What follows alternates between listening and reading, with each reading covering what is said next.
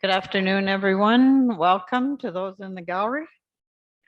I'll call the meeting to order at 12:35 and start out again with the territorial land acknowledgement. Before our meeting gets underway, I would like to formally recognize the traditional keepers of this land and specifically our neighbors of the Alderville First Nation with a formal territorial acknowledgement. We respectfully acknowledge that the Township of Alnwick-Haldeman is located on the Mississauga Anishinaabeg territory and is the traditional territory of the Mississauga Anishinaabeg. The Township of Alnwick-Haldeman respectfully acknowledges that the Mississauga Nation are the collective stewards and caretakers of these lands and waters in perpetuity, and that they continue to maintain this responsibility to ensure their health and integrity for generations to come.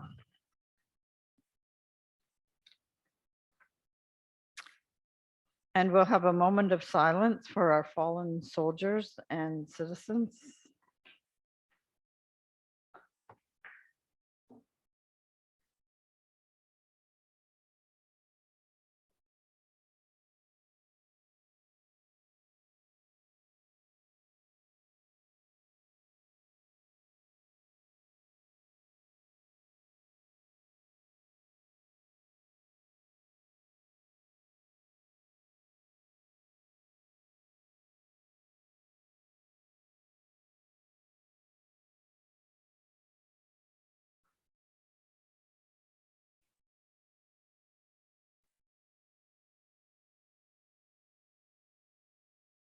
Thank you.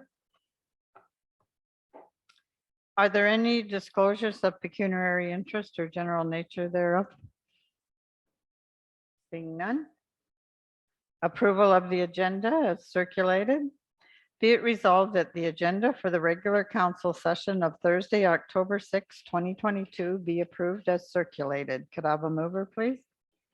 Councillor Phillips, second. Councillor Hogg, all in favor? Carried.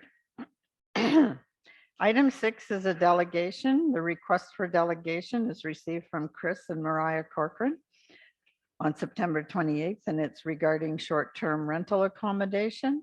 I'll call for the motion. Be it resolved that council permit Chris Corcoran to take the floor to make a presentation regarding short-term rentals. Could I have a mover? Deputy Mayor Gibson, second. Councillor Bruce. Chris, if you'd like to come up here to this table and you can make your presentation to council.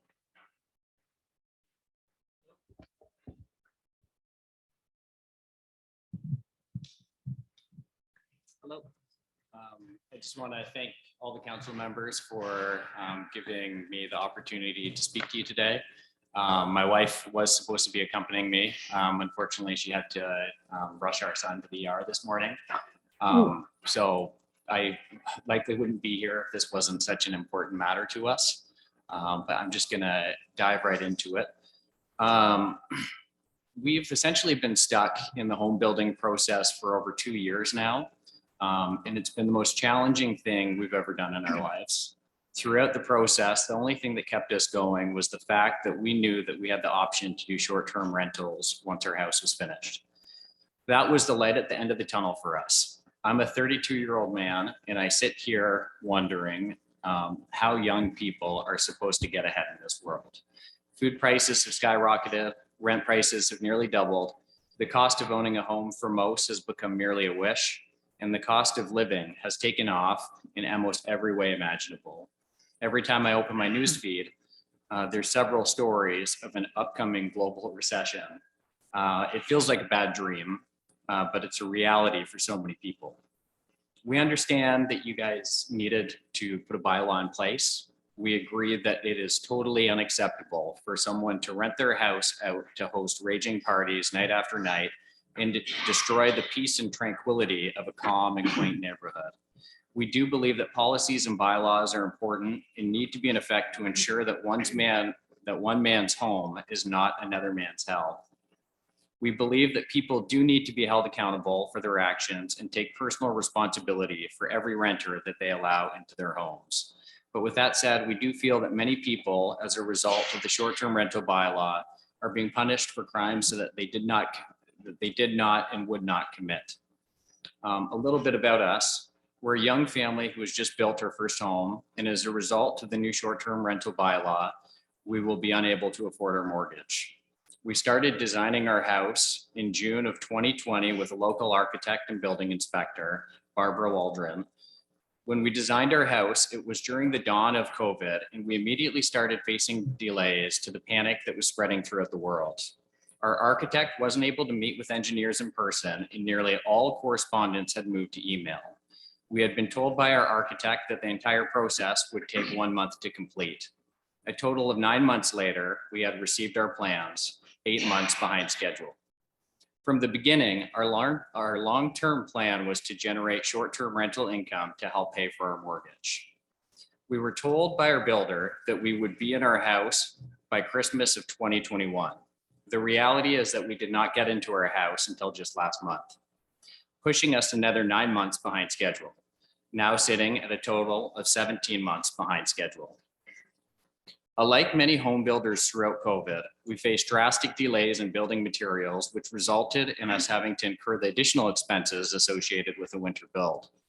The cost of our house went far over budget due to the extreme price increases in building materials, which should have cost us $600,000, has now put us over $1 million in debt.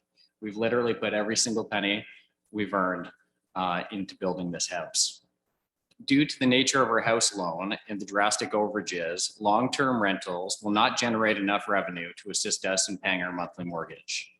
We feel that more notice should have been provided before passing this bylaw so that home builders under construction throughout the pandemic could plan and adapt to these drastically changing regulations. Had we have known that we would be losing our opportunity for short-term rental income, we would have not moved forward with the construction of our house. People caught in our situation have suffered to a great extent financially from the hyperinflated cost of materials throughout this time period. We believe that there should be an alteration to the bylaw for this small group of people that were under construction during the pandemic, which made it impossible to meet the criteria of the deadline. It is my understanding that the meeting for short-term rentals was announced on April 13th and to take place on the 26th of 2022. Comparatively, that was 13 days notice for us who were already 22 months into the design and building process. We apologize that we were not there that night to voice our opinions, but it was not until months after that we found out that such a meeting had taken place. Unfortunately, if that notice isn't posted on TikTok or Instagram, many people from our generation are unlikely to see it. We do believe that we are in a unique situation. We are located on a forested lot over 400 meters from our closest neighbor in the remote countryside. My wife and I, along with our 1-year-old son, will be living in the house all year round. We live less than 1 kilometer away from a family-owned resort and wedding venue, which constantly has overflow guests that need a place to sleep at night. We started to take short-term rental bookings dating back to November 18th, 2021 for the upcoming year, as we were under the impression that our house would be long completed by that time.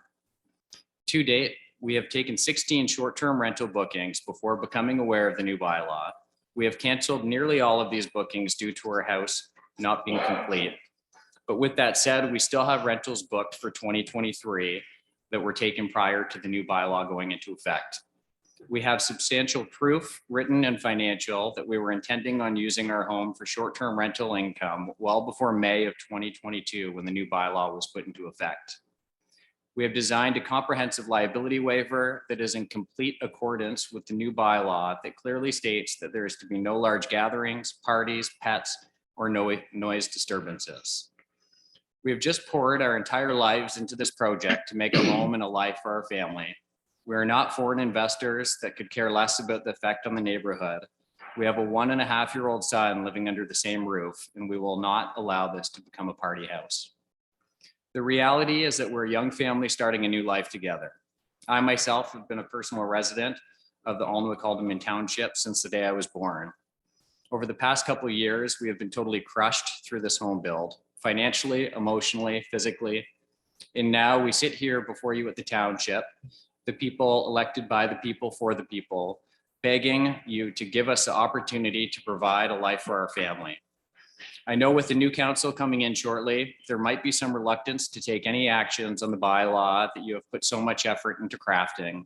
I commend all of you for listening intently to the challenges and hardships that some people in this municipality have had with short-term rentals. All these voices are important and need to be heard. And the situation obviously needed to be addressed. We know much time, discussion, and effort must have gone into crafting this new bylaw, and we do believe that it serves as a strong foundation to be built upon. I know our single case that we put before you may not carry much significance in comparison to the opposing voices that you've heard, but please know there is another side to the story that needs to be heard. To you, this might not sound like much, but to us, this is everything. This is our future. At this point in time, we are not asking that you rewrite the entire bylaw. We're simply asking that you allow us to move forward with the plans that we had developed and put into action long before the bylaw had come into effect. Given our unique and unfortunate situation, we ask that you please allow us to be either grandfathered into the short-term rental agreement or that a minor alteration be made to the bylaw for the few individuals in our unique situation, as our livelihood now depends on it. I just want to read a quick comment that my wife was going to say. I would just like to mention that I am a registered nurse and I cannot imagine going back to working 12-hour shifts now that I have a little child. Doing short-term rentals out of our home was my way of finding more time to spend with our child in these early stages of development. It will allow me to be a stay-at-home mom and run a business. I would be cleaning the rental side of the house and handling all of the correspondence with renters. I sincerely thank you guys, you council members, for hearing me out. Thank you. Thank you, Chris. Questions from council? Do you have any questions? Hi, Chris. My name is Mike Phillip. I'm a counselor. Chris, I want to ask you a very simple question, and it might resolve your situation. And that is, will you say that my wife and I, along with our 1-year-old son, will be living in the house all year round? Yeah, correct. Okay. So why, are you familiar with how bed and breakfasts work? Yes, I am. Okay. So what would be your opposition to running a bed and breakfast? I would have two oppositions. One would be when we designed the house, we designed it for 4 bedrooms. I know the bylaw for bed and breakfast only allows for 3 rental bedrooms in it. The second would be just the marketing capacity of short-term rental platforms like Airbnb and VRBO. One thing I find really unique about Airbnb, for instance, is that it gives you the option to vet your renters. You know, you can have auto approve, which many people have, but you can also have it set so that you have to look at their profile, look at their reviews, and then you make the decision as to whether they're a renter that you want to have stay at your property. Because our house has gone so far over budget and our mortgage is so outside of the realm of what we can afford just with my income alone, the benefits to Airbnb would mostly just be the sheer amount of volume. So, I mean, you could at least climb out of the hole with 3 bedrooms. Yeah. And use it as an Airbnb. Mhm. And you know, that would represent 75% of your of a gain there. And you know, I can't speak for council, but I do know that we are supportive of bed and breakfast. We are not supportive of what do we call it? Help me here, staff, council. Yes. Short-term rentals. And you know, if you, I think if you showed a little bit of flexibility there, you'd have a way out, and you'd be able to support your family. And I really get it. as you know, all of the things that you've mentioned about, personal hardship and all of that, my heart goes out to you. I see it every day, and I see it in, many situations. So we're not in any way disrespecting your recommendation or your proposal to us, but uh, we're trying to find a way around this for you. Or I'm only speaking for myself because, of course, council would have to, air their point of view as well. But I think that would be, an immediate relief for you to consider at least going the bed and breakfast route. And the other thing you can keep in mind is that this is a living document. We fully expected as a council that we would have to grow this out over time. And it would give you that gap and the opportunity to get into the income end of it right away. If you were, hoping to lobby for changes going forward. I personally am not in favor of changing the bylaw, but that's just me, right? There are other people sitting at council too. And as you so aptly said, we have an election shortly, and that may very well change the lay of the land as well. But you also recognize, and I appreciate that you recognize the fact that we have a very, very vocal, strong group of residents. I don't know how many people were in that room that night, but I'm going to say 75. Wasn't a person in there that didn't support the bylaw, not one. Mhm. And so, we have to listen to everyone, and we represent all the residents in our community, right?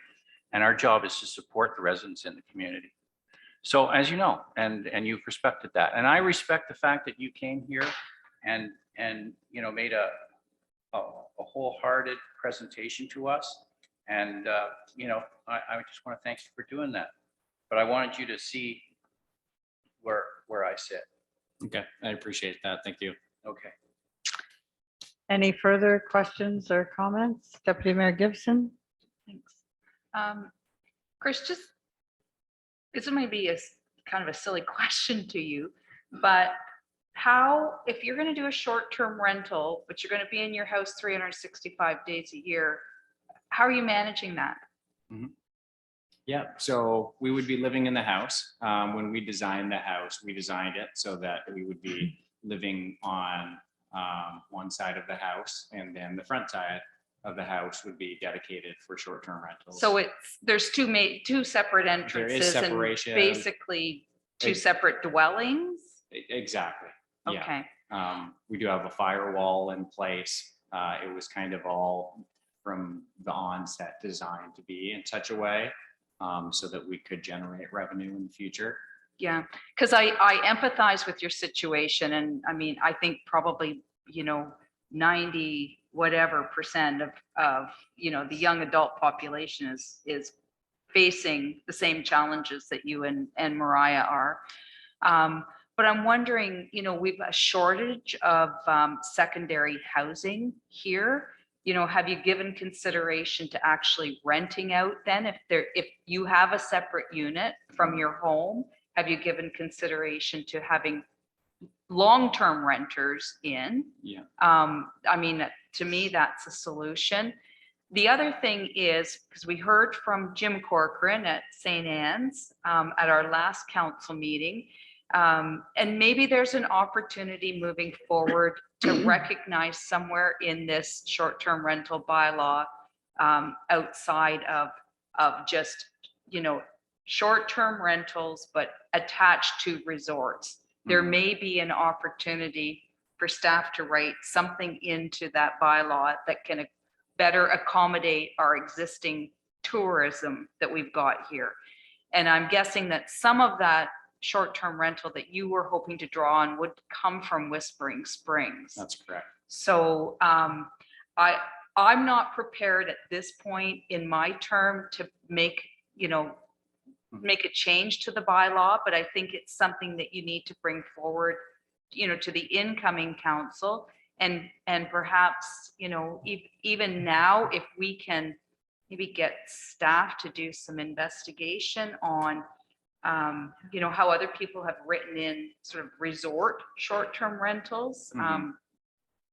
And there may be an opportunity for change, because as Councillor Phillips said, that this is a living document. And, we never go into anything thinking that, we've come up against a brick wall and we're not moving forward. But I wish you good luck with it. I think we have to do as much as we can to support the existing tourism businesses that we've got. And I would say that, both St. Anne's and Whispering Springs definitely fall into that category. So I don't know if I could make a recommendation that it go back to staff to do some investigation on existing resorts. I don't know how you word that. Pat, you know what I'm trying to say? Existing resorts. the Zonings, you could get the zoning zonings for in there. short-term rentals. So it's not just, It's number of not, companies coming in and purchasing homes and putting them up, but they're attached to the resorts. Mhm. Yeah, and I think that is an excellent option. I can say firsthand, the majority of our neighbors in our close proximity do take advantage of that, which we are, extremely grateful for. And I think it is something that has brought a lot of prosperity to the people surrounding us in that area. The other option is, it's a bus going to the Best Western over Yeah. at Coburg. So Yeah. if that was something that we could look at, that I'd be very interested in that. Okay. Thank you. any other comments? No. I think that's a really good idea that Deputy Mayor Gibson has had, that we address staff and ask them to take a look at it closer to resorts. Do you know what your zoning is? Currently, we are rural residential. I Okay, believe. so you don't have a zoning for a short-term rental. You would have to apply for a rezoning. Yeah. Yeah, Um, okay. You're not the only one that's had the same issue. Besides Jim, excuse me. I've had another call from a person in the North End and has a tourism business. So perhaps it is a good idea that in the tourist areas that maybe we can get staff to put something else in that are close to, or at least have a look at it Mhm. and see what can be done and have a cost for that with zoning. It won't be quick, like it's not a quick fix, because it'll go back to staff who have to investigate and write the report. It's going to come back to a new council who may have, different ideas than any one of us around this table. But it's a step forward, I think, and it's one that I think really, as this township being tourism based, we probably need to look at. Mhm. Yeah. Okay, anything else? Yes, Just to reiterate, if you're in a situation where you want to generate some income, it's there for you right now, Mhm. using the example. Yeah. My understanding, if I can interject, is that I would need to change our zoning to a limited service residential zone. Because I believe that's the only one that allows for bed and breakfast. So maybe that's something I need to bring to council at another point. I'm not sure of the process, but We can you look at start at the planning department. okay. start at the planning department. You might get through quicker Mhm. that way, Okay. and develop on two fronts. Yeah. Okay. Well, that's great. I really appreciate all your thoughts. And I know my wife would be very appreciative if she was here as well. So thank you for your time today. And I look forward to working with you in the future. Yeah, good luck Yeah. with your son. Yeah. Yeah. Thank you very much. Thank you. Your little guys. You're running there right now. Yeah. Can I have a vote on the first motion to let Chris speak? All in favor? Carried. And then I'll entertain the motion from you, Sherry, the So, recommendation. yeah, I will make a motion that we ask staff to investigate and come back to a report on including short-term rentals within existing tourism facilities And area, and, yeah, proximity areas. whatever that proximity may turn out to be. Yeah. Can I have a seconder to that motion? Okay, it's moved by, Is the wording wrong? Yeah. Because you know what I'm trying to That say, I just may proximity- not be getting I the don't like wording right. the additional proximity piece. I'm fine with the commercial connection to Whispering Springs, but But it has to be within, Pandora's and that, box. and Well- I don't know if we should be putting, I don't think we should be putting limitations on that. I think that's for staff to come back with the recommendation. Yeah. So it's just for staff to come back with a report on allowing for short-term rentals in relationship to existing tourism facilities. I wasn't growing the proximity. I was just using that as a term. Oh, okay, Okay, okay. so it was moved by Deputy Mayor Gibson, second by Councillor Hogg. All in favor? Carried. Thank you. Item 7 is approval of the minutes. Be it resolved that the regular council session minutes of September 15th, 2022 be approved. Mover? Deputy Mayor Gibson, second. Councillor Booth, all in favor? Carried. Is there any business arising from the previous minute? Seeing none. Item 9 is the fire department, and we have a report from Dave Dawson, Fire Chief, October 6th, and it's regarding Fire Prevention Week. Be it resolved that Council of the Township of Alma-Calderman be updated on the activities for the Fire Prevention Week, October 9th through to the 15th, 2022. Chief Dawson?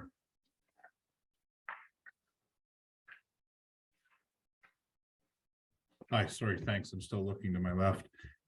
All the items are in my report. Just a couple of highlights for council is the fire drills that are being done during this fire prevention week at our public schools. Deputy Chief Gord will be conducting those. We have our open houses at all 3 of our fire stations on Saturday, October the 15th from 11 a.m. till 2 p.m. You will see that there has been some banners put up at all 3 fire stations advertising the importance of Fire Prevention Week. And also, as a note to council, with the creation of the fire prevention or fire prevention officer position, we've completed 81 complete inspections to date that are all logged on our records management portfolio, which is a huge increase from what the department has done in the past. And lastly, I would just like to add to this report, it's not written here, but today we just posted we'll call it a press release or a statement from your fire chief with regards to the CTV W5 Under Fire episode that is affecting a lot of rural part-time volunteer fire departments. And it is designed to be an educational piece for our residents. That's it. Thank you. Any questions for Chief Dawson? None? All in favor? Carrie? Yes, it was Sherry and Greg. Right? Which one? Oh, I need a mover for the fire. Who's moved that? I'll move it. Mike. And seconded by Sherry. I had it written down in the wrong spot. You've been moving stuff all day. I know. Item 10, all in favor? How many more do I have? You're doing fine. You're doing fine. It's been a long day. So item 10 is our building and planning department. And this is a building permit summary from Daryl Hall. Be it resolved that Council of the Township of Alnwick Haldeman receive and file the report from Daryl Hall, CBO, MBEO, Planning Assistant regarding the building permit summary for September 2022. Can I have a mover, please? Councillor Philip and Councillor Hogg, second. Okay. Hello, Daryl. Daryl's He's not there. Daryl Daryl right there. didn't make it back. He was away at a conference and he was on his way back. He was hoping to make it, but he must have got caught in traffic. Okay. So this report is pretty straightforward unless somebody has questions for the CAO. All in favor? Carried. 10.2 is another report from Daryl Hall and administration, and it's the septic emergency repair in this building. Be it resolved that the report from Daryl Hall, CBO, MBEO, Planning Assistant regarding the Township of Alnwick Haldeman emergency septic repair for the administration office be received. And further, that council concurs with staff's recommendation to repair the septic system at the administration office at a cost of $9,157.52, which is including taxes. And further, that the funds be taken from the working capital reserves. Can I have a mover? Councillor Philip, second by Councillor Booth. Unexpected emergency, you're going to, Yeah, it is. And right up to where the alarm was going off this week. So it's something that needs to be done extremely quickly. So it's an aging system and we need to get it repaired. any further questions, comments? No? Okay. So, council, we need to actually approve this. I do have one Sounds- question, if I may, through the mayor. Did we give this work to anyone and was it local? I'm just looking and I didn't remember seeing that. I didn't see a, He said in his report that he had got the quote from the company and Yeah, we had one company that is quite familiar with our system. It's not a common one, but we went with that company that is local just to get it done. They know the system, they knew what the issues were. So there's, we would have got another company, they're gonna have to come and we're gonna have to pay them to assess it all. So we went with the one company that knows the system and is able to fix it. great. Thank you for that. I can speak to this because I did have a similar, or I don't know, I had a situation where I had to replace my septic system. And the price was well above this. well, this is replacing a pipe, right? The pipe out into the Yeah, right. septic. Okay, great. Thank you very much. Thank you. I'll call for the vote. All in favor? Carried. Item 11 is Public Works Department. Report from Brian McMillan, Manager of Public Works, Parks and Recreation, dated October 6th. Be it resolved that Council of the Township of Alnwick Haldeman receive and file the Manager of Public Works, Parks and Recreation's Departmental Update Report on Public Works and Parks, Recreation and Cultural Department. Have a mover? Councillor Booth and second by Councillor Philip. Do you have any questions for Brian? Anyone?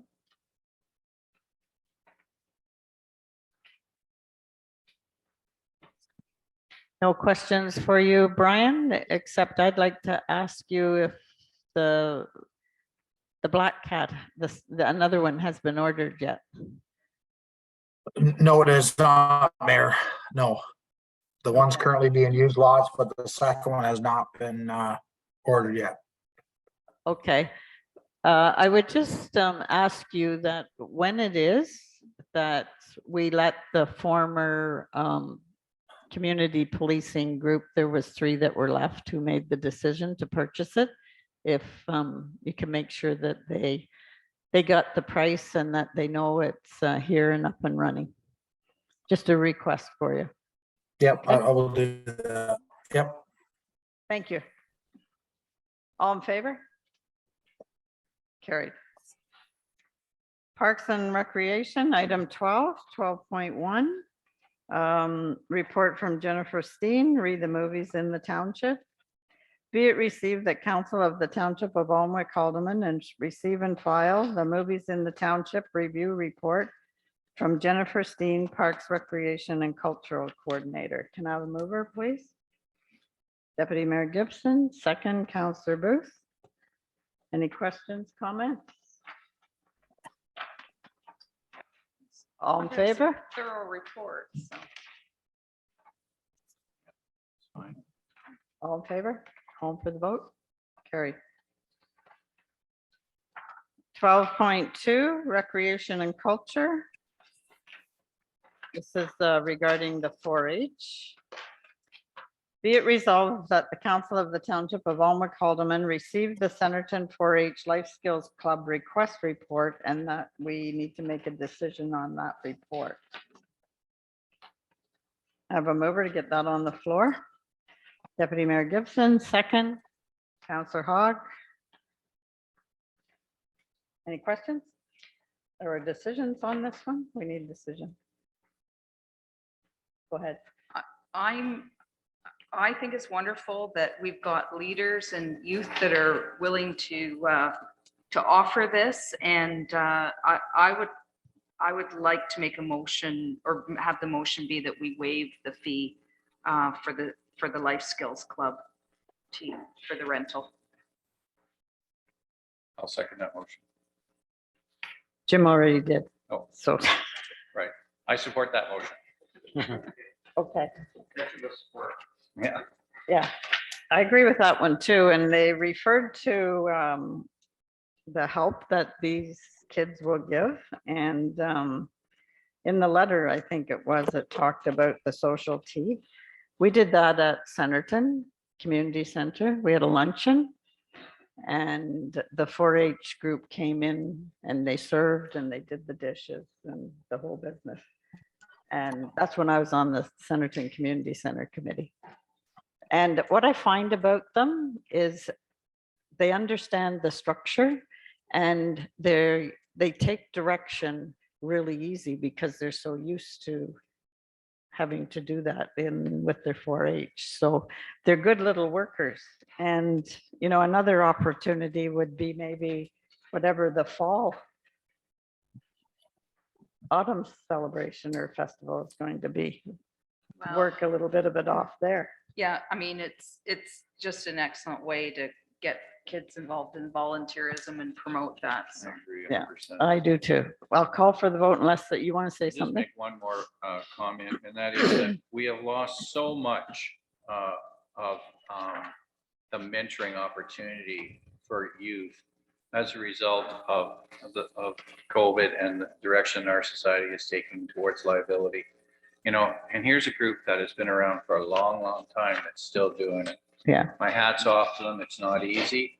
And, you know, it gives our kids a place to go and do and feel part of the community.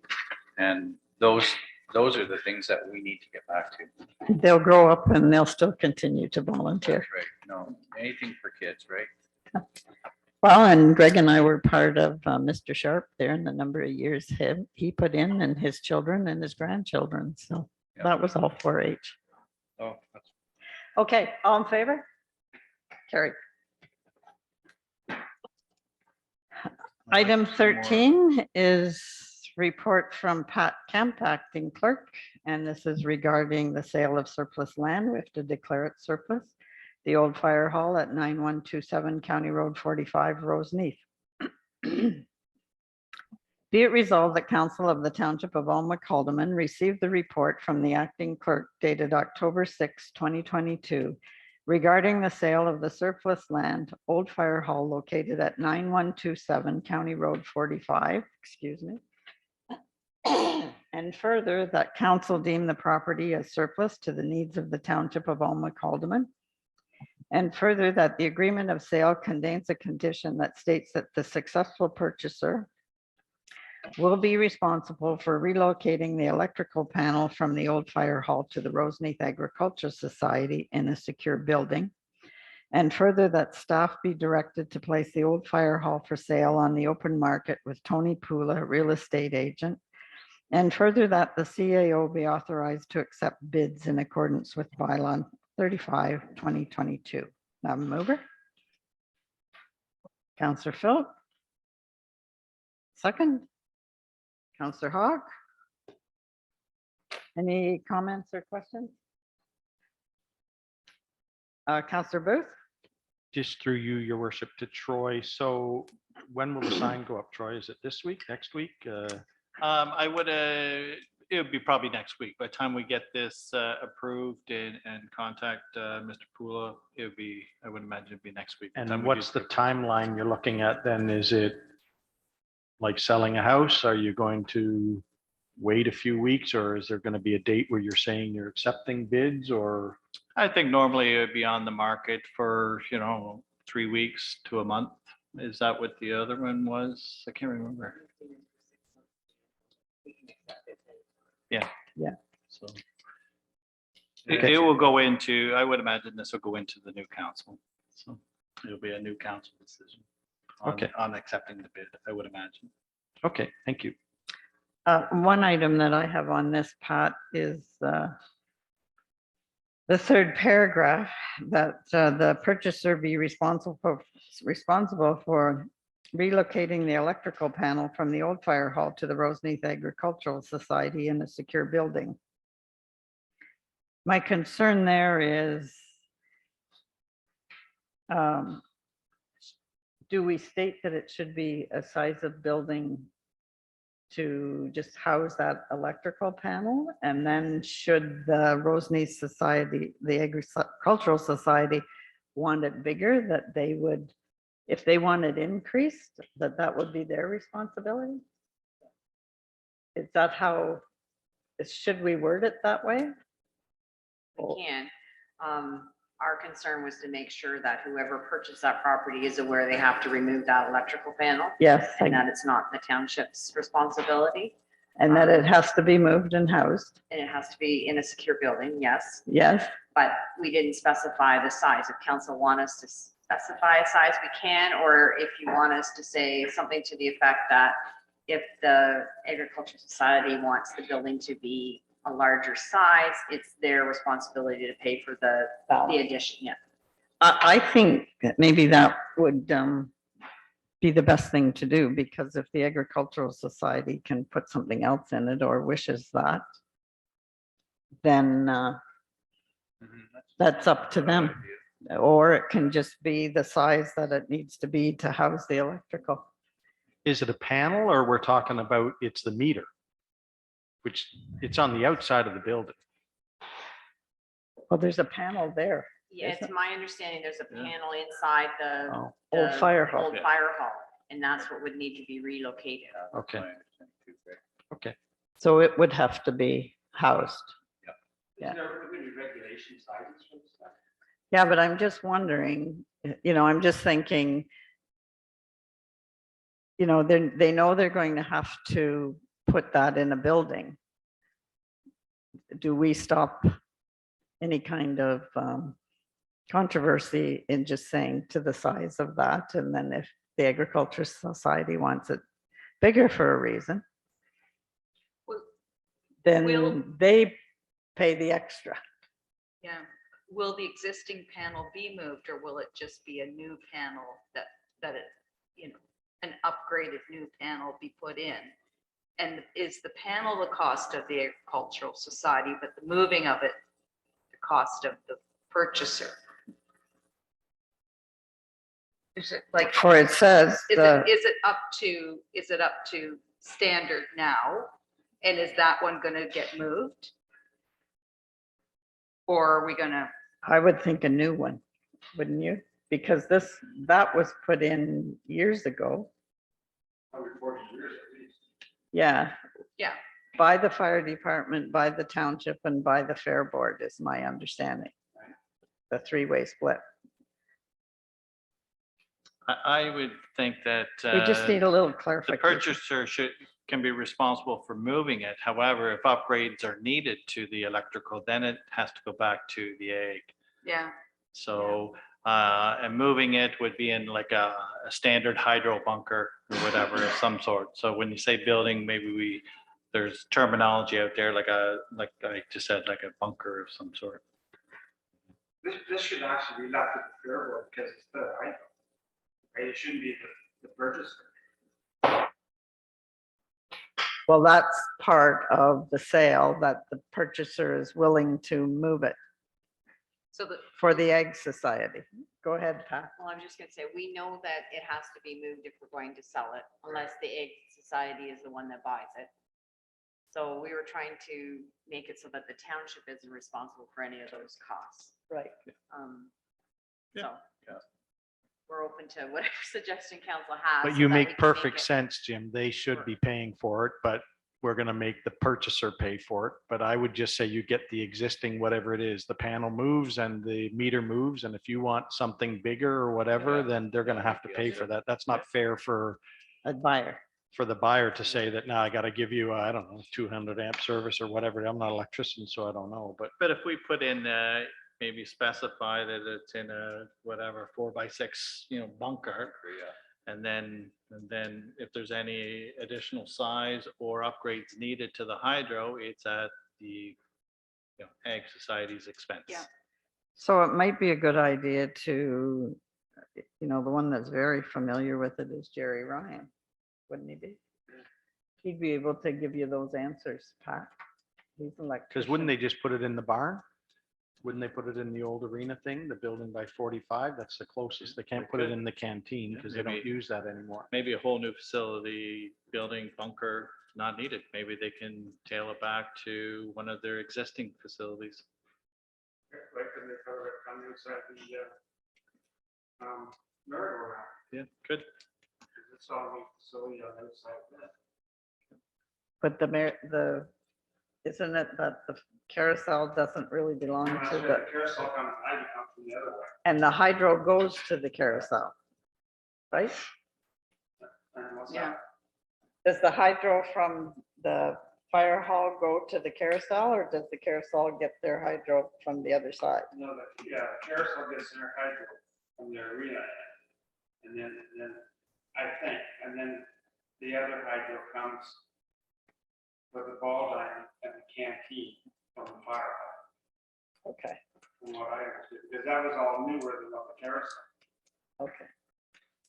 We get. Can we not solve it by just saying that they're moving the existing and any upgrades are at the, like if any agriculture society wants any upgrades, it's at their expense. And Perfect. that way it just gets moved but if they want it better, they can That's right. choose. I agree.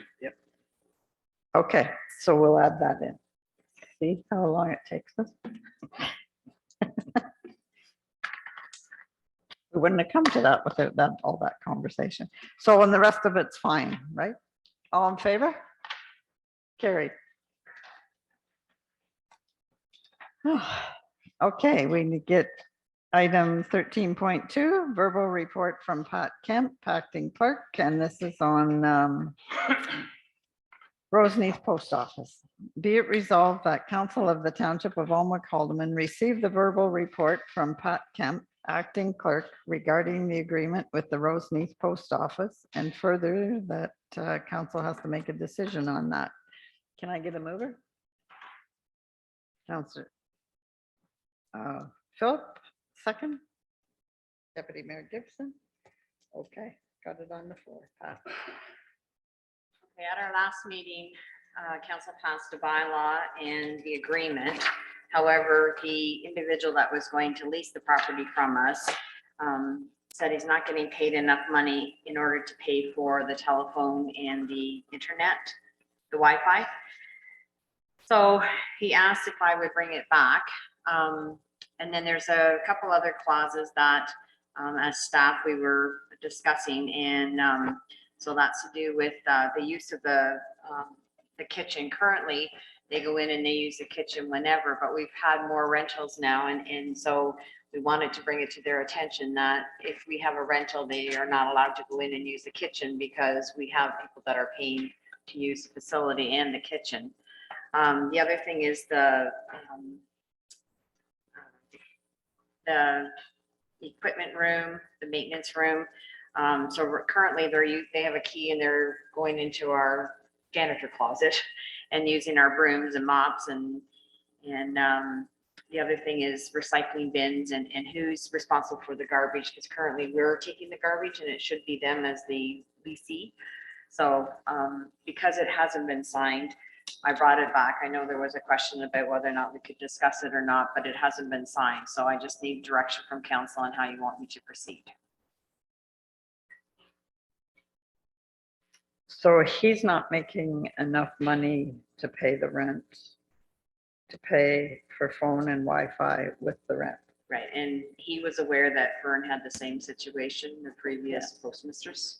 And I think the one before that had some issue as well. And I believe Nicole has the cost of what the long distance charges are to the municipality. She may be able to give you that information. Okay. Through you, Mayor, I've looked into the cost of the phone line and the number I have for that location is 905-352-1079. And we pay $58 plus tax per month for that phone line. Now that phone line actually that includes a long distance plan on it. So we're not getting charged when there is like any specific long distance calls going out. All of them show on the phone bill at $0 because that plan is in place. I have tried calling that number a couple times today just because just in asking around, my understanding is there's a phone in the post office, but another one in the kitchen area. So what I was trying to call and find out is that the same phone number for in there and the kitchen. So I wasn't able to for sure say that is the same phone number, but none of the staff here in the office were able to give me another phone number that would specifically be for the ACC kitchen. I think you're safe to say, and we've heard it before, that it's the same number. I could be wrong, but I'm under the understanding it's the same phone number with two units, two phones. two landlines, two phones. I'd be inclined to remove the phone from the post office. You can't stop them from using the Wi-Fi because people are outside the building using the Wi-Fi. But if we took the phone out of there, that removes it. And I don't know, why would we have a long distance plan? Like that number that phone to me is just there for emergency purposes if somebody needed to call 911. And they didn't have a cell phone. We shouldn't be having a long distance plan on that phone. But With it's no long staff there. distance to phone Roseneath to Grafton. But who would be? Who would be calling here? When I first started in 2012, the prior public works manager worked out of there, and I do know Diane worked out of there for a while too. So And we had council meetings. and we had council. But So it's I'm not. changed now, Yeah, you're right. It has It's- changed, it's and it's the changed. first we've heard about the plan. So Because I'm just gonna finish what I need to say. I would say take the phone out. We can't control the Wi-Fi. And make sure that those other things you mentioned about the janitorial closet and the recycling, like that whoever's renting that should have their own supplies and be responsible for their own cleaning and removal of garbage, which I was under the impression that they were supposed to. I thought initially when we had that first contract, that's the way we set it up, but things probably just happened over time, right? So do they do their own recycling and garbage and then our staff just put it out? Or are we supplying everything? I think we're supplying everything, like the cleaning supplies, and I think because they have access, they have or had access to our custodian, cupboard, and so, yeah, they're slowly have taken over. I hate saying it, but even the kitchen use, like they're using our kitchen. They have meetings in the chamber, whatever, like it's sort of taken over. Oh, we need to clean that up. Yep, They can get into the chamber? I believe they're having meetings. Yes, That's because what I one of heard. our staff went up there and they were having a meeting in the chamber. A when the staff post office person went. meeting? Yeah. The long distance plan is $6 a month. Get that. Getting back to the phone, at one time, you weren't allowed to phone out. Or you couldn't, you couldn't allow the phone out from that phone, you could only phone in. There was one way or the other, Yeah. because they had a problem with people making too many long distance phone calls. That was years ago, I remember that. And they changed something with that phone. But you could only phone something. But they must be able to phone out now at the very least. And Nicole was saying it's $6 a month for the long distance plan. Councillor Booth? Yeah, I agree with what Deputy Mayor's saying. We shouldn't be paying $750 a year for the phone. He's gonna have to have a phone because he needs the phone line for the Visa and the Interact. That's the only way you can do that. It has to go on the phone line, right? Unless he gets the wireless one. I don't know how that works with the Apple. But I think we should be asking for the key back too, because obviously it sounds like somebody's got a key that's going into the janitor's closet, and when they need supplies, they get it. And the council room definitely should be locked. They shouldn't be allowed to go in there at all. Yeah, I Well, agree. it's locked. Half the time the Yeah. keys don't work and you can't get in. Yeah, we need to get. Well, probably all the these same keys. key that opens Yeah. that, I bet you opens the janitor's closet, right? So they've just used it to, I don't think so. I got keys for there. And you just, I agree through the mayor. Well, Canada Post should buy him a phone.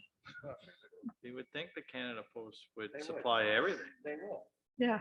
But the phone shouldn't really be an issue for us because Canada Post should be Absolutely. looking Well, after that you for know- the employees. And at the very least, if he needs a phone line for his business to run there, and he should at least be splitting us the cost of that phone line. Yeah. It would make sense than rather than him go through an installation. He uses cell, he's probably got his cell phone. I agree with Sherry's initial statement and her proposal. I say, I agree with it, period. I don't think there should be a phone in there, pull it out and make sure that he pays the custodial costs himself, so does his own thing. And that's a simple solution, and that's the right solution. He's got a business, Yeah. he can expense his phone, Can you just, Where are you going? and really only 10, how much is the total cost of the pay? it would. I know. It's peanuts. I think it's just revolved over time. And, the worst case scenario is losing that post office. That's a good service to the north end. And you wouldn't want to lose it. no. but Canada Post knows they have to go somewhere, and you won't get a room like that in a central location for the price they're getting, Yeah. right? So he'd be wise enough to either have a cell phone, or if that's his business, we shouldn't be paying his phone. Well, he probably has a cell phone, but So- I agree with the phone thing. If we're going to take it out of the hall completely, majority of people have cell phones. Absolutely. Or if we don't even have to take it out and it can be easily switched over to him for a lesser cost to stay if he needs it for Visa, et cetera, But he picks it up. that's an option. Change the name on it. Through you, maybe to Troy, somebody, what, are there phones in the other community centers? We can't hear. Are there phones in the other community centers? Nicole, I believe, we do have phones in the others, correct? Fenella has one in a Yeah, small I room, think all but the it's community locked. centers do have a phone, just for emergencies phoning Yeah, out, so we right? can't take the phone out. No. The phone stays there. Yeah. It's whether or not we are supplying for $58, we're haggling over, what, $30 a month to provide it to him. I don't know. I'd go back and renegotiate and say, you know, are you willing to pay, if you're willing to pay half of that cost, $30, we have to leave the phone in. I would say I we leave disagree with the- it. Why can't we just leave the phone in the kitchen? Or we have the phone in the library, but we should not be splitting with a guy that's running a business to say, we're gonna pay half your phone. He's Yeah. using that phone because he needs it for his interact and whatever people So- call the post So office. just remove the phone jack from the post office or. Or just- like the just mayor disconnect said, it. offer him to say, we'll contact Bell and that line going into that room will be your responsibility. And You he pay can for that have the line. same number because people are used to it. Keep the same number, you can keep the line, pay the $58 and you're done. And take the phone out of the kitchen. Well, I don't think if we're renting that hall out to the public, that we should not have a phone for emergency purposes. Well, there's Like, I no, think we need to have a phone in each community center. well, there's no phone in Fenella for them to use, Yeah, well, Fenella has a phone. It's in the office. but it's locked. Yeah, but if there's a function going on, usually, I don't think they unlock the office. well, they don't unlock the office, but there's a key available. Well, so there's no phone. If I Well, rent Fenella, I don't. Depends go in on the who's office. there, I guess. Well, Well, but I think that's a risk management issue for us. It probably should be available if it's there when there's. I don't events. believe so. Not in the day and age now of cell phones and everybody's got a cell phone. And when you rent, yeah, there's no phone in Vernonville. No, If there's you- not one in Vernonville, but I think there's one in Centerton in the kitchen. But if you rent it, the hall, you should know, we should tell you that, guess what? You're renting Vernonville, there's no phone. Right. You're renting Alnwick up there, there's no phone. There's no use to have a phone in the kitchen. I don't know why we would want a phone in the kitchen. Who's going to answer the phone in there and call that? Well, that number? was long before cell phones. It's been there since day one. Barb Foreman used to Anybody use it. or that's that. Well, they, It's got when a they, cell phone. they put it in there years ago. If you need when to it was call built. 911, it's right there in your pocket. I don't think it's. Well, maybe the solution is just remove the phone or offer him to keep that phone and that phone line, and we remove the phone. And we make Jennifer Steen aware that when she advertises and rents out, that the renters know that there is no phone. I mean, we're in the, you know, we're in the age of the cell phone. Everybody's got one. There would never be a function that somebody wouldn't have a phone. So will Jennifer have to tell the post office then too, if she's renting that small room, that the post office can't be going back and forth to the kitchen? And the other issue is going to be the coat room and everything, because if I'm renting that small room, I don't want the post office using the lobby, which they have their blue carts back and forth and running stuff in there, that if there's a room rental in there, they're going to have to stick to their rented space. Well, you might as well tell the post office to go find someplace else. Because I've been there when they're bringing in the mail and the big boxes, then there's only one door and they got to go through the foyer, and for somebody to hang their coat in the cloakroom, I don't think that's a big deal. If they don't hang it in the post office, the cloakroom's there. Well, the issue is the post office uses the cloakroom because that's where they store all their stuff, right? They store all their blue bins and everything in there. When the trucks come, yeah, they use the lobby as if it's their own. They're in there sorting out in the lobby and everything. I'm just saying, when there's a room rental, guess what? You can't use that. That's not part of the agreement. The agreement is for the rented space, not for everything else in the community center. But Like, that's I neither guess here or it- there. I just think we should cut the phone That's, off. It's yeah. $58 for the phone. Let's deal with that. And if there's no issues with the other stuff, let's not make an issue. But there's no way we should be paying one dime for that guy's business. Well, Yes.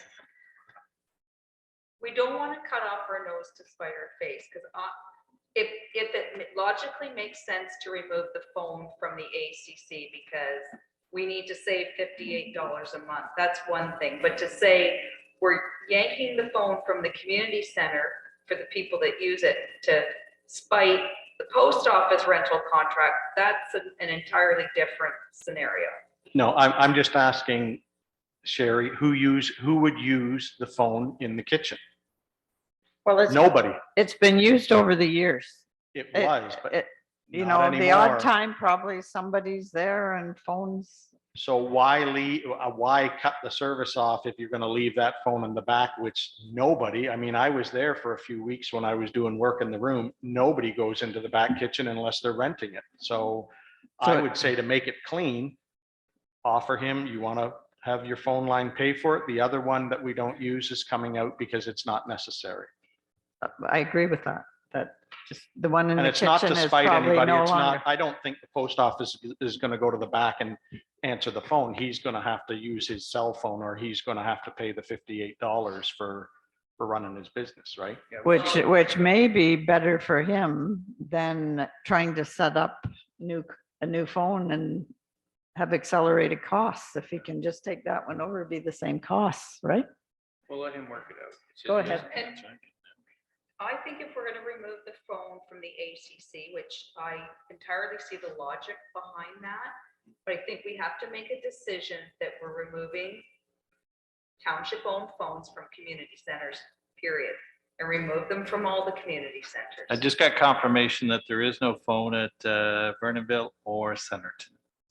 So it's just Vanilla and just the ACC. ACC. So let's have them both removed then. So I don't know, who would use the phone in Vanilla, Gail? You Well, probably know at the better. time when the community centers, there was community center committees, they would end, that calls would come in. Jennifer does the bookings now, so you probably don't need it, but messages would come in and they'd answer, they'd check it and answer it. So it probably should come out of both of them if it's coming out of one. Yeah, I'll make that motion. I'll second it. It's nice and clean. So can we have that motion before we decide on this other motion? No, you should be dealing with the one that's on the floor first. Okay. Well, I then think need- we should okay, offer we'll that hold guy that that motion. if he wants to pay for, like you said, Mayor, that if he wants to pick up that line, because for him to have Bell come in and set up a new line, they're gonna charge you $60 to set it up. They're gonna probably charge him for whatever. He can just take over the bill if it's possible, Troy. I don't know, to just, We'll figure that out. okay. That would help him. Yeah, well, save him a little bit of money so he doesn't have to get a brand new service if he's using the same. Transfer. So the direction is remove the phone from the ACC, but offer first to post office personnel. Okay, we got that added on there. He's okay with the rent as long as he doesn't have, Yeah, his concern was the phone. Yeah, so his issue was the phone and the Yeah. Wi-Fi, but Wi-Fi's there anyways. So that's all we need. Further, that council direction is required, and we're now removing the phone from the ACC, but offering it if the, He wants to pick up the cost. yeah, if the postmaster wants to transfer it to, for his use at the post office. Is that clear enough? yes, and then the other thing would be the janitorial. Okay, so that's one thing that we're adding. And the second thing is post office is responsible for their own cleaning and cleaning supplies.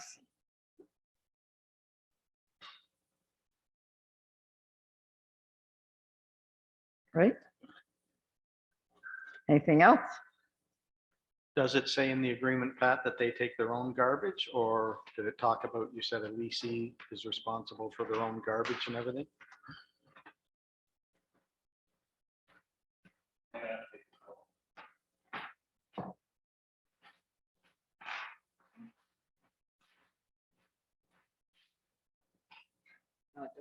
garbage. But isn't it common sometimes for rentals to put the garbage? Well, if it's not an issue, Wherever, let's and not then- make it an issue. If what's his name's picking it up and taking it away because he's taken ours, then And I just And think that's just we can have or I can have a conversation with them and just figure out, that's operational. I'll figure it out. but I am concerned if they have a key, they should. That's be- right. I'm definitely going to get the keys back, and you know what? They do their own garbage. You know what? If we have a truckload of garbage going, it's not worth making a big deal about it. So I will deal with the postmaster on that, on some of the little operational stuff. And it's not worth losing the post office Yep. over. Are you okay with that? Tim? Yep. All right, so now Mike's out, but he made the motion and he was in favor of those. And Sherry, you're in favor of those changes? Yeah. Do I have to wait for Mike to come back?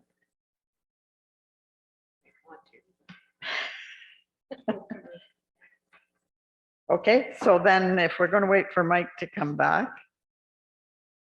do you want the removal of the phone from the office in the FCC? You need to vote on this one first and then. Okay.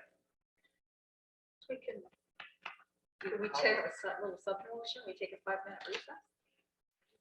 Sure. You want a coffee? We're going to recess for 5 minutes.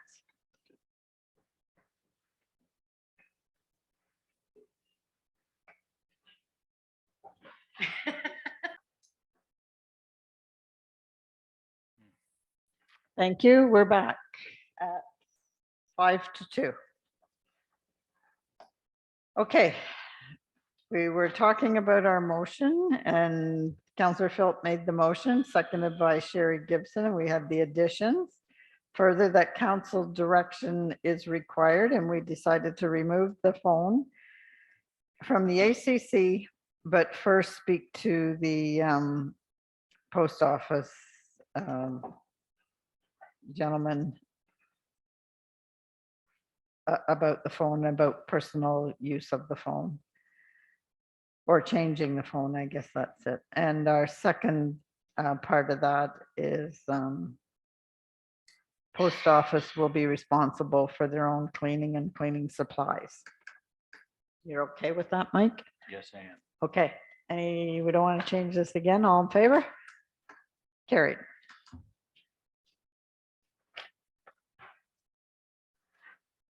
Now, do you want to do Fenella or do you want to bring that back? You can do it now if you want. Okay. We'll add 13.3 to the agenda and council will be it resolved that council will remove the phone from Fenella Community Center, which is in the little office, as it's no longer required. Have a mover? Moved by Councillor Phillips, second by Councillor Booth. All in favor? Carried. Okay, item 14 now, I'm back on the agenda. 14.1 is the Alma Calderman Public Library regular meeting minutes of July 11th and of August the 15th, 2022. Can I have a mover, please? Oh, wait a minute, I'll read it. And September 14th, the Recreation and Cultural Advisory Committee minutes of May 5th, 2022, and the Grafton Communal Water Committee minutes of June 22nd, 2022. Be it resolved that the Alma Calderman Public Library Board regular meeting minutes of July 11th, 2022, Alma Calderman Public Library Board special virtual meetings minutes of August 15th, 2022, Heritage Alnwick Committee minutes of September 14th, 2022, Recreation and Cultural Advisory Committee minutes of May 5th, 2022, and Grafton Communal Water Committee minutes of June 22nd, 2022 be received and filed. Have a mover, please. Councillor Hogg, second. Deputy Mayor Gibson. Any questions or comments on any of those minutes that can be addressed or you wish to address? Seeing none, all in favor? Carried. Item 15 is communications, and this is the operations report from Larry Spryka, Grafton Drinking Water System. Be it resolved that the correspondence from Larry Spryka, is that how you pronounce this? Spryka, from Lucy, Grafton Drinking Water System 2022 operations report, reporting period June to August 2022 be received and filed. Can I have a mover, please? Councillor Philp, second. Councillor Booth. All in favor? Carried. 15.2, again, correspondence from Bruce Highcamp, Geocamp Limited. And this is the monitoring of the wells and the BTEX detection update, June 2022 sampling. Be it resolved that the correspondence from Bruce Highcamp, Geocamp Limited, dated August 15th, 2022, re-Grafton monitoring wells and BTEX detection update for June 2022 sampling be received and filed. Could I have a mover, please? Councillor Booth, and second by Councillor Philp.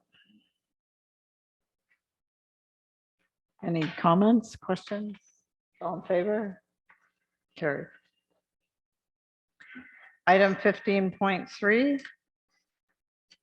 This is correspondence from Club 39 at Roseneath, and it's a notice of club closure. Be it resolved that Council of the Township of Almac Alderman receive and file the correspondence from Club 39 regarding its closure. And they send us a letter. Their numbers have gone down, I guess, and they aren't going to go ahead anymore. Could I have a mover? Well, I'm going to accept that with regret, because that's a real shame that that was a pretty active seniors club for many years. Yes, it's been there a long time.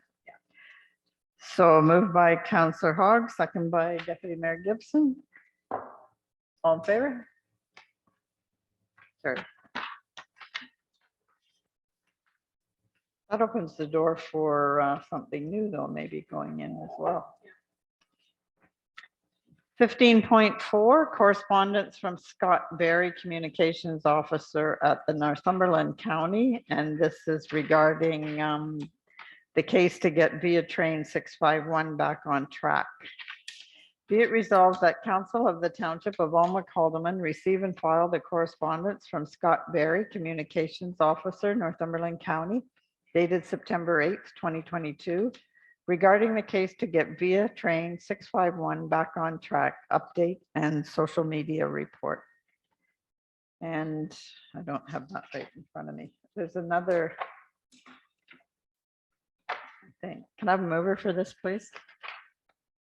Deputy Mayor Gibson, second, Councillor Philp. I think there's another date too.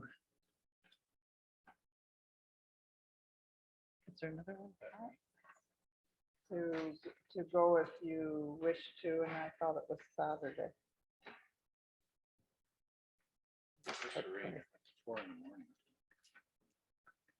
Anyways. Can I have a mover? Do I have a mover? You got you and got Sherry. All in favor? Carried. Did we send any correspondence into Via from our township? Can we? Yeah, I think that's good because the other municipalities were doing that as well. So just in support of getting that train back. And in our social media. Yeah, anything that comes into that is, I still think there's another date coming up. But you can look into that. Okay. Item 15.5, this is correspondence. I'll just read the motion. Be it resolved that the following correspondence be received and filed. AMO Communications dated September 15th, 2022, and September 22nd, 2022, and September 29th, 2022, re-AMO's watch file, and from the municipality of Powassan dated September 26, 2022, support for the municipality of Tweed's resolution regarding Ontario wildlife damage compensation program, administration fees, and I think we've already dealt with that one.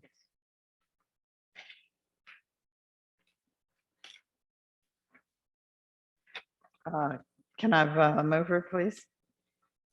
Councillor Hogg, second. Councillor Philp, all in favor? Carried. Item 16, announcements and notice of motions. Deputy Mayor Gibson, you're first. Well, the only thing that I wanted to bring up was what a wonderful weekend it was this past weekend at the Roseneath Fall Fair. And I'm going to leave the details.